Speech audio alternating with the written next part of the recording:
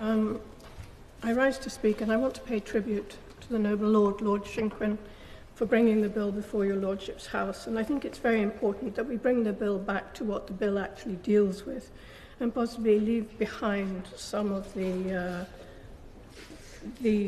what I might regard as slightly unwarranted assertions that we're in danger of reintroducing backstreet abortions whole scale as a consequence of this bill. Because what it actually does is to give us the opportunity to remove the right to abort an unborn baby which has a disability after 24 weeks, unless there's a risk of serious permanent damage to the mother or her life is at risk. I think it is, therefore, a rather more modest proposal than has been described, perhaps with great respect, by the noble Lord Winston, and even the noble learned Lord Leicester.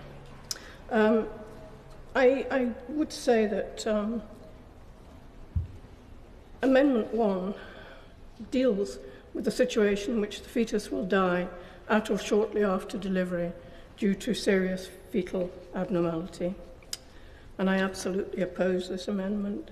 The noble Lord Alton has very competently articulated some of the problems with the amendment, and I'm not going to rehearse all the arguments against the amendment, but I will simply say this. It's just another little story.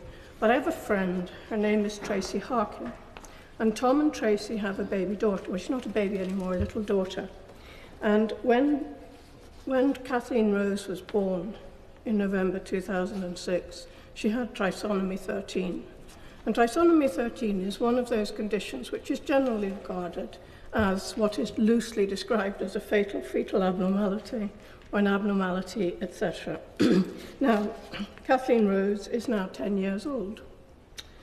And I want to just quote her parents. She has a beautiful, distinct personality. She is known for her mischievous laughter and her enormous hugs. And last year, she was the angel in the school nativity play. And to all of us, of course, she was the star of the show. My lords, I have another concern about Amendment 1, and it is that Amendment 1, under the amendments tabled by noble Lord Winston, would extend the provisions of this bill, Lord Shinquin's bill, to Northern Ireland. Now, as noble lords know, Northern Ireland is currently in the midst of a very fraught election campaign. And I know that in Northern Ireland, the tabling of Amendment 1 and Amendment 8 has caused considerable anger and concern.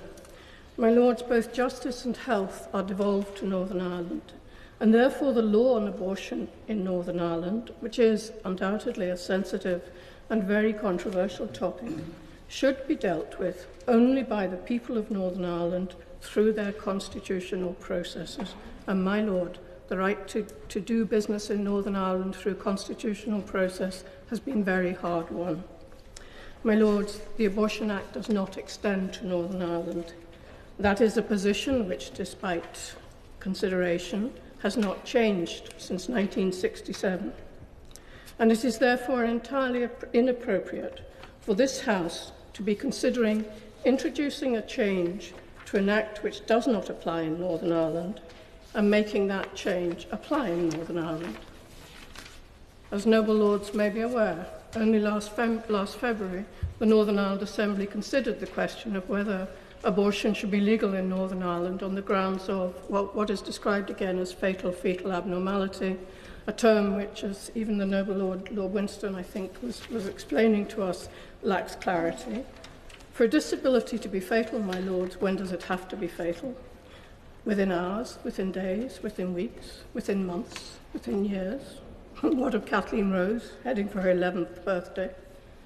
My lords, after a lengthy debate, the Assembly decisively rejected this move by 59 votes to 40.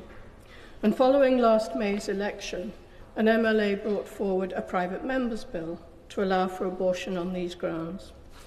The Northern Ireland Assembly had plenty of time to consider that bill. In the 9 months since the election, the Northern Ireland Assembly passed one bill, the Finance Act. The bill was not dealt with, Bill fell. So, my lords, the Assembly is the place where this issue, the Northern Ireland Assembly is the place where this issue should be debated, as it affects the people of Northern Ireland. Now, I know that some noble lords do not accept the law on abortion in Northern Ireland, but when Parliament accepted the principle of devolution, we accepted that devolved parliaments have a right to make decisions about their own law, whether we like them or not. Reversing that principle and bringing the powers back to Westminster would be a major constitutional change, which Parliament would have to consider very seriously in the light of all the implications of such an action. My Lords, it's fundamentally wrong for this House to seek to make a decision in this area, and we should not therefore support these amendments. And equally importantly, my Lords, in conclusion, the sensitivities which surround this amendment are greatly compounded by the fact that they're proposed within 6 days, 5 days now, of the election in the Northern Ireland Assembly. Those elections, my Lords, are unlikely to result in a devolved assembly, because the two parties having the greatest number of seats currently have indicated that they won't go into government together unless very significant preconditions are met.